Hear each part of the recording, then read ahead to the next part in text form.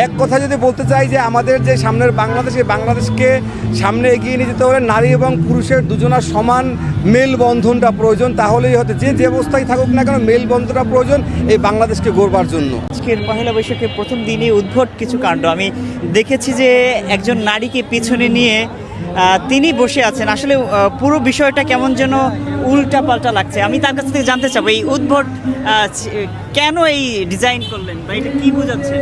এটা বোঝাচ্ছি এরকম যে যদি ধরেন যে আমরা যারা পুরুষরা তো আমাদের সংসার জীবন আছে, সব কিছুই আছে, কিন্তু আমরা যখন বাইরে কাজ করি অনেক নারী আসলে বুঝতে চায় না যে বাইরে বোধ হয় যে আমরা আসলে আমাদের চেয়ে অনেক বেশি তারা পরিশ্রম করে।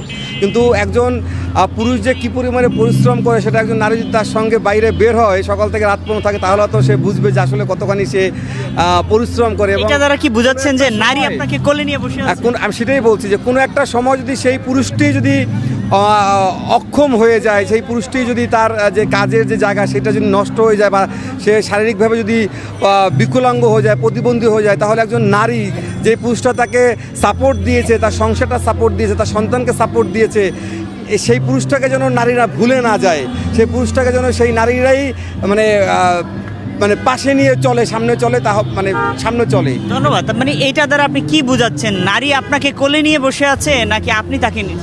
না, নারী কোলে নিয়ে বসে আছে বলতে একজন প্রতিবন্ধী বা একজন বিকলাঙ্গ পুরুষ, আসলে এই পুরুষটি সে অচল। একজন অচল পুরুষকে, সে যে অচল ছিল তা না, একজন অচল পুরুষকেই একজন নারী সে ক্যারি করছে, তাকে সাথে নিয়েই সে সামনে আগাচ্ছে এবং তাকে বুঝতে দিচ্ছে না যে তুমি আসলে শেষ না, আমি তোমার পাশে আছি।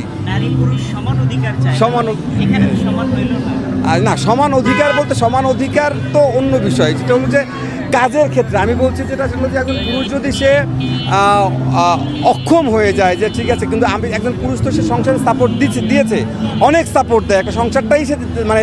আচ্ছা, এক কথায় আপনি কি বার্তা দিতে চাইলে এক কথায় কি বলবেন? এক কথা যদি বলতে চাই যে আমাদের যে সামনের বাংলাদেশ, এই বাংলাদেশকে সামনে এগিয়ে নিয়ে যেতে হলে নারী এবং পুরুষের দুজনার সমান মেলবন্ধনটা প্রয়োজন। তাহলেই হয়তো যে অবস্থায় থাকুক না কেন মেলবন্ধনটা প্রয়োজন এই বাংলাদেশকে গড়বার জন্য। এইটুকু। আমি থাকি মোহাম্মদপুরে। ওকে, ধন্যবাদ। আমরা দেখছিলাম এবং তার এর পিছনের কারণ কি, কেন করেছে, সব বিষয়গুলো আমরা আসলে তুলে ধরার চেষ্টা করছিলাম। দেখছিলেন আপনারা, শুনছিলেন তার কথা। আমি যুক্ত ছিলাম ত্বকী খান।